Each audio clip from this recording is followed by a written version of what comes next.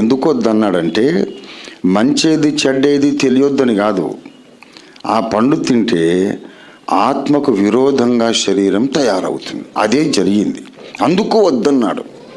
దుష్టుడు ఏమంటాడంటే, సేటనిస్ట్ సిద్ధాంతం ఇదే, మంచి చెడ్డల తెలివినిచ్చే వృక్ష ఫలం తినొద్దని దేవుడు ఎందుకు అన్నాడు అంటే, మంచి చెడ్డ మనకు తెలియొద్దనా, మన జంతువులాగా ఉండాలనా, దేవుడు మన శ్రేయోభిలాషి కాదు అని సేటన్ చర్చ్ ఉంది, సేటనిస్ట్ చర్చ్, వాళ్ళ సిద్ధాంతం. డీపర్ ట్రూత్ ఏమిటంటే, మంచేదో చెడ్డ ఏదో ఈ రెండు వృక్షాల వలన కూడా తెలుస్తుంది. జీవవృక్షము వలన తెలివి మాత్రమే రాదు, మంచి చేసే శక్తి కూడా వస్తుంది. యువతల ఈ పండు వల్ల ఏమొస్తుంది? తెలివి మాత్రమే వస్తుంది, మంచి చేసే శక్తి రాదు. ఏది చెడో తెలుస్తుంది కానీ మానేసే శక్తి ఉండదు. అది మనందరి పరిస్థితి మనకు తెలుసు.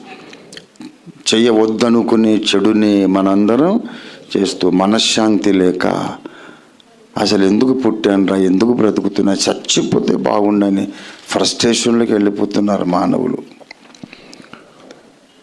సరే, ఏమైతే అయింది, జరిగిన నష్టం ఏదో జరిగిపోయింది. ఇప్పుడు ఆదాము గారు చేసిన పొరపాటును బట్టి ఏమైందంటే, we are living in a damaged body. చెడిపోయినటువంటి శరీరములో మనం జీవిస్తూ ఉన్నాం.